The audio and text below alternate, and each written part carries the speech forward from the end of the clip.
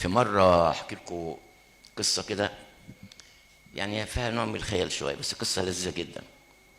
بيقول لك إن كان فيه واحد متذمر كده على عمل ربنا. متذمر ليه كده زي ما الأخت دي بتقول. فعشان بنت ربنا أو ابن ربنا، فربنا بعت له ملاك على هيئة راجل صادق معاه، وقال له إيه رأيك؟ عايزين نطلع رحلة أوريك الدنيا ديت وكده، فسحة على حسابي، بس عايزك ما تسألنيش، الشرط الوحيد ما تسألنيش أي سؤال إلا لما نخلص الرحلة. قال له ماشي. فأخدوا وراحوا على أول بلد، راحوا بيت إيه؟ الراجل الغني بتاع البلد كلها اللي عنده قصر وبتاع. فخبط على الباب، فتحوا له، قالوا ممكن احنا ناس غرب، ممكن نيجي تبيتونا عند حضرتك النهارده عشان مسافرين صباحين مسافر. قال لهم قوي. فايه استضافهم عنده، قام بالواجب معاهم. الراجل ده كان عنده كاس ذهب، فراح ايه خلى الخدم بتوعه يجيبوا كاس الذهب ده، يقدموه للراجل ده، يقدموا فيه المشروب ويخلوه عنده في اوضه النوم بتاعته هو والتاني، بحيث ان ايه لما يقوموا يشربوا في كاس ذهب، اكرام، ما فيش بعده اكرام. الراجل الملاك اللي هو في هيئه راجل، في نص الليل قال له قوم بيقول للمتذمر ده، قال له ايه؟ قال له قوم هناخد الكاس ده نرميه في البير اللي في الجنينه بتاع الراجل. قال له يا الراجل كرمنا واهتم وضيفنا وبيتنا وادانا الكاس نشرب فيه، ناخده نرميه في البير. قال مش قلت لك ما تسالش الا لما نخلص الرحله؟ خدوا الكاس وراح رموه في البير اللي في الجنينه بتاعه.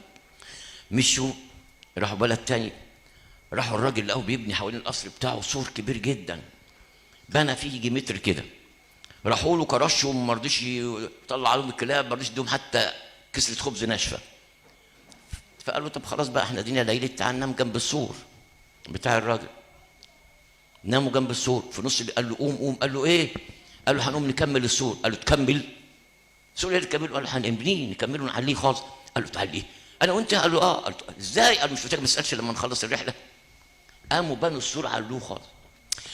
راحوا البلد الثالثه، راحوا للعمده بتاع البلد، كان عنده ولد وحيد، فكرمهم وضايفهم وخلى ابنه الوحيد هو اللي يخدمهم مش الخدم اللي عنده.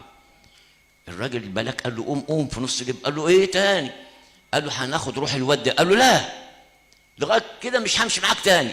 قال له برضه هناخد روحه. قال له ليه يا راجل حرام؟ قال له مش احنا قلنا ما نسالش؟ قال له خلاص خلصت. قال له طب هناخد روحه بس ونمشي وهنخلص الرحله. قال له ماشي. خدوا روح الواد الوحيد ومشوا. قال له قول لي بقى، احكي لي ايه اللي بيحصل ده؟ قال له ايوه، الراجل الغني اللي ادانا كاس الذهب بتاعته وكرمنا جدا. قال له اه. قال له المملكه كلها ما فيهاش كاس ذهب اخوه الا عند الملك. اخو الكاس ده مش موجود في المملكه غير عند الملك. الكاس اللي عند الملك اتسرق في الليله دي، فالملك امر البيت اللي هيلاقوا فيه الكاس ده العيله كلها هتطلع منها لحد السيف. فقال لي الراجل ده راجل طيب وما يستاهلش البهدله، فلما له الكيس في البير بتاعه ومصيره هيطلعه. قال له طيب دي معقوله خالص. قال له طيب والراجل الثاني اللي بنى له السور لما راسه ادينا كسره خبز؟ قال له اه. الراجل ده يستاهل الخير؟ قال له لا ما يستاهلش الخير. قال له طب هو كان ناوي الصبحيه هيهد السور ده المتر ده اللي بناه؟ قال له ليه؟ قال له عشان كان عايز ياسس على خرسانات ويطلع بيه عالي قوي. قال له اه. طب احنا بنيناه له ليه؟ قال له عشان لو كان عمل كده وفحت تحت السور ده كنز، لانه ما يستاهلش الكنز، فكملنا له المباني بتاع السور عشان ما يستاهلش الكنز ده. قال له كلام مية كده مقنع.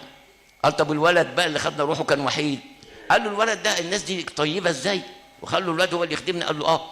قال له لان الولد ده لما كان هيكبر كان هيبقى بتاع مخدرات وبتاع وماشي في الشر وهيقتل الناس، وكان اول ناس هيقتلهم بسبب المخدرات ابوه وامه، فانهم ما يستاهلوش البهدله ولا العار. خدنا روحه وهو شاب كده عشان ما يبهدلهمش. فالراجل قال فعلا، بص لفوق قال له يا رب فعلا ما ابعد احكامك عن الفحص وطرقك عن الاستقصاء. من عرف فكر الرب او من كسر له مشيرا.